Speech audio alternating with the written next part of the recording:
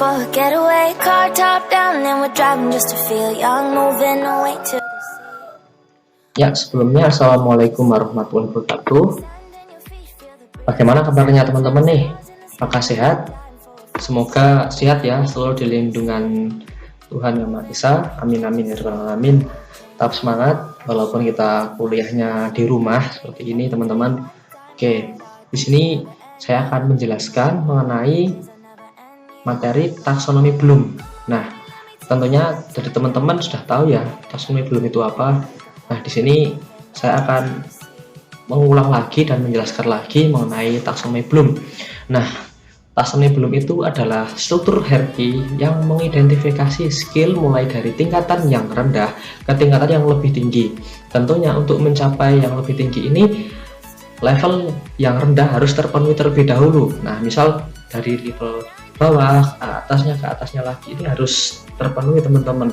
Nah, dalam rangka konsep ini tujuan pendidikan oleh Bloom dibagi menjadi 3 ranah, yaitu pertama kognitif, afektif, dan psikomotor. Nah, nih teman-teman sudah tahu belum nih tujuannya dari taksonomi Bloom itu apa? Ada yang tahu belum?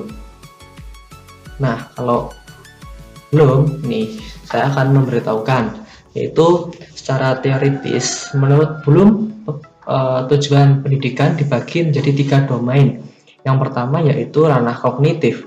Di ranah kognitif ini yang berisikan perilaku-perilaku yang menekankan aspek intelektual seperti pengetahuan, pengertian, keterampilan berpikir. Yang kedua yaitu ranah afektif, berisi perilaku-perilaku yang menekankan aspek perasaan, emosi, seperti minat, sikap, apresiasi, dan cara penyelesaian diri. Yang ketiga yaitu ranah psikomotor, berisi perilaku-perilaku yang menekankan aspek keterampilan motorik seperti tulisan tangan, mengetik, keterampilan, dan mengoperasikan mesin. Tentunya taksonomi Bloom ini mengalami 2 kali perubahan. Yang pertama yang dikemukakan oleh taksonomi Bloom sendiri, yang kedua yaitu telah direvisi oleh Anderson dan Hartwell. Nah, selanjutnya, di sini saya akan menjelaskan mengenai ranah kognitif. Nah, kita pecah nih jadi 3. Kita bahas terlebih dahulu menjadi ranah kognitif. Ranah kognitif adalah ranah yang mencakup kegiatan mental atau otak. Menurut Bloom, segala upaya yang menyangkut aktivitas otak termasuk ke ranah kognitif. Nah, ranah kognitif itu meliputi 6 tingkatan. Yang pertama yaitu pengetahuan. Pada level ini yang dimaksudkan untuk mengingatkan kembali materi yang dipelajari, misal pengetahuan khusus seperti pengetahuan konversif, pengetahuan tentang istilah, pengetahuan klasifikasi, dan kriteria. Terus yang kedua yaitu pemahaman, atau biasanya disebut dengan C2. Pada level ini diartikan sebagai kemampuan memahami materi tertentu, tujuan dalam bentuk translasi, mengubah bentuk dari sisi bentuk lain, interpretasi, dan menuliskan kembali atau merangkum materi pembelajaran. Terus yang C3 atau application atau penerapan. Nah, di sini pada level atau tingkatan ini aplikasi dimaksudkan sebagai kemampuan untuk menerapkan informasi dalam situasi nyata ataupun kemampuan menggunakan konsep dalam praktek atau situasi yang baru. Contoh, mengumpulkan pedoman atau aturan dalam menghitung gaji karyawan. Yang berikutnya yaitu C4 atau analisa. Nah, analisa adalah kategori atau urutan keempat dalam taksonomi Bloom, merupakan untuk kemampuan menguraikan suatu materi menjadi bagian-bagian kemampuan analisis berupa 1. Analisis elemen identifikasi, analisis hubungan, analisis perorganisasian prinsip. Nah, contohnya ini yaitu menganalisa penyebab meningkatnya harga pokok penjualan. Nah, terus yang C5 atau sintesis. Nah, level kelima ini dimaknai dengan kemampuan untuk memproduksi, atau tingkatan kognitif kelima ini berupa memproduksi komunikasi yang unik, memproduksi rencana, menghasilkan produk. Nah, seperti itu. Yang berikutnya yaitu evaluasi. evaluasi ini yaitu tahapan taksonomi Bloom yang keenam pada ranah kognitif. Kemampuan ini melakukan evaluasi diartikan sebagai kemampuan menilai manfaat suatu benda atau hal untuk tujuan tertentu berdasarkan kriteria yang jelas. Paling tidak ada 2 tingkatan level menurut Bloom. Yang pertama yaitu penilaian evaluasi berdasarkan bukti internal. Yang kedua yaitu evaluasi berdasarkan bukti eksternal. Contohnya membandingkan hasil ujian siswa dengan kunci jawaban. Nah, untuk ranah kognitif yang kedua akan dijelaskan oleh teman saya. Terima kasih. Kemudian yaitu tentang ranah afektif. Ranah afektif adalah ranah yang berhubungan tentang perasaan, emosional, minat, dan juga bakat seseorang. Ranah afektif dibagi menjadi 5 tingkatan. Menurut Bloom dan juga David Cradwell di sini, yang pertama yaitu penerimaan.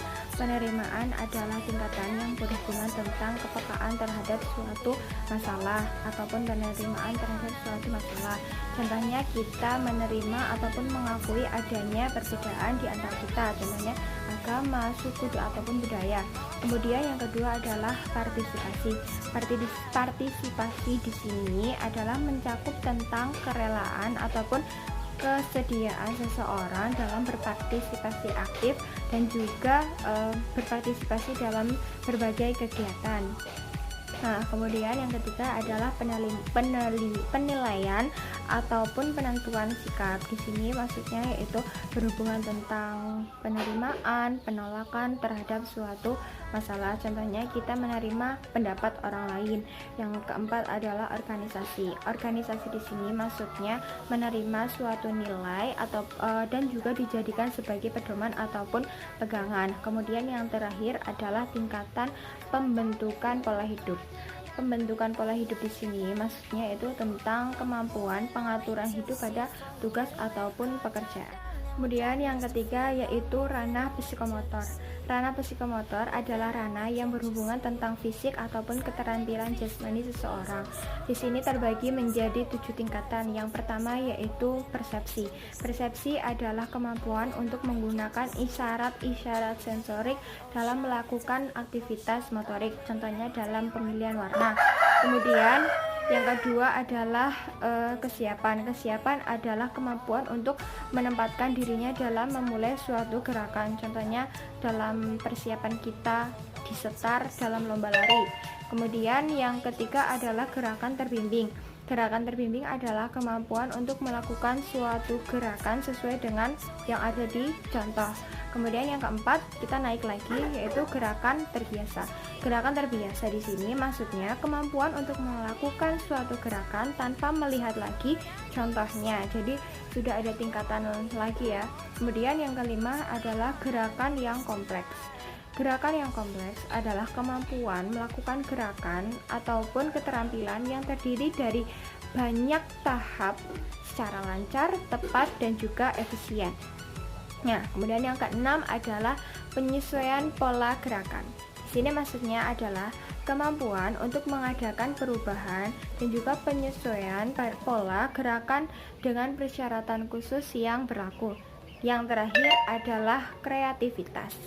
Nah, kreativitas di sini maksudnya kemampuan untuk melahirkan suatu inovasi-inovasi ataupun inisiatif sendiri. Nah, jadi di sini misalkan kita sudah diajarkan tentang gerakan sesuai tingkatan. Yang pertama kita melihat contoh, kemudian belajar lagi tanpa contoh karena sudah hafal mungkin ya. Kemudian kita bisa, yang terakhir adalah kita bisa menginovasi dari gerakan-gerakan tersebut ataupun inisiatif sendiri. Nah, gitu. Menurut Piaget, ada 4 tahapan perkembangan kognitif manusia. Yang pertama, tahap sensorik motorik, mulai usia 0 sampai dengan 2 tahun. Maksudnya, si anak mulai mengenal lingkungannya dengan kemampuan sensorik dan motorik, yaitu dengan mempergunakan sistem penginderaannya. Kemampuan anak masih terbatas pada gerak refleks, bahasa, waktu, dan ruang yang dekat.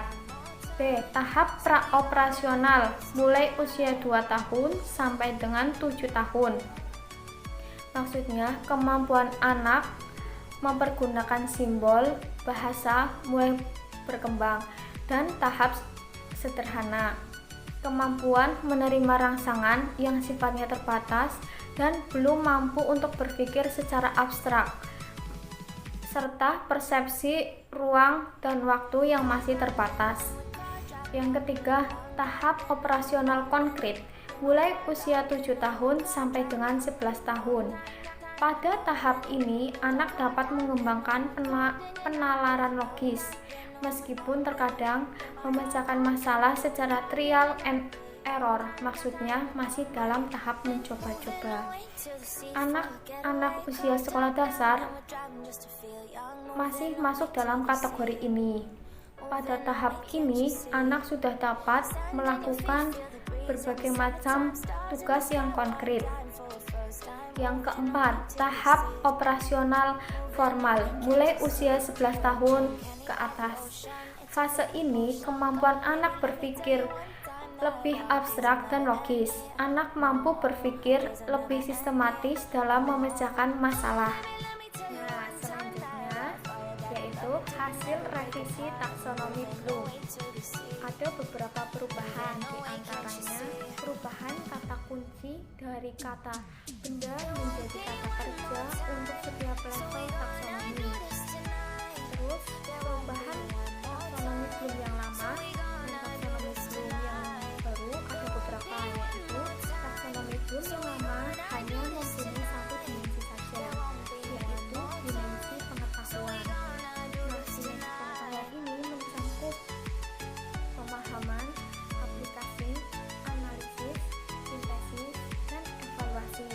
Sedangkan taksonomi Bloom yang baru yang telah direvisi mencakup dua dimensi.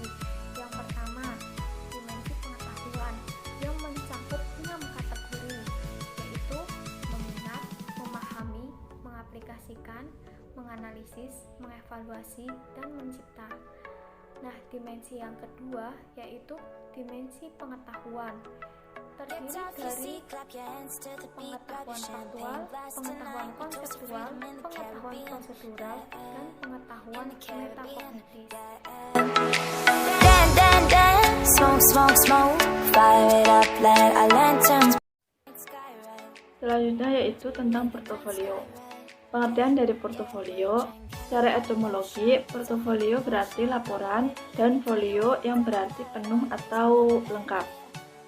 Secara umum, portofolio merupakan kumpulan dokumen mengenai seseorang, kelompok, lembaga, perusahaan, atau sejenisnya yang bertujuan untuk mendokumentasikan perkembangan suatu proses dalam mencapai tujuan yang telah ditetapkan. Menurut Granlund, portofolio yaitu sebuah contoh pekerjaan siswa yang tergantung pada subjek atau tujuan penggunaan portofolio. Bentuk-bentuk dari model portofolio dalam SD yaitu seperti hasil ulangan, uraian tertulis, hasil kegiatan percobaan sederhana. Yang ketiga, gambar-gambar dan laporan lisan. Yang keempat, produk berupa hasil pekerjaan proyek. Yang kelima, laporan kelompok dan foto kegiatan siswa. Yang keenam, respon terhadap pertanyaan open edit atau masalah pekerjaan rumah.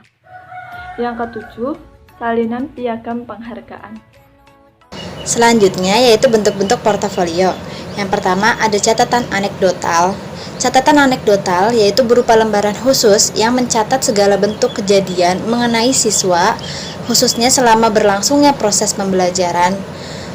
Lembaran ini biasanya itu memuat identitas yang diamati, waktu pengamatan, dan lembar rekaman kejadiannya. Yang kedua yaitu ada checklist atau daftar cek, yaitu daftar yang telah disusun berdasarkan tujuan perkembangan yang hendak dicapai siswa. Yang ketiga ada skala penilaian yang mencatat isyarat kemajuan perkembangan siswa.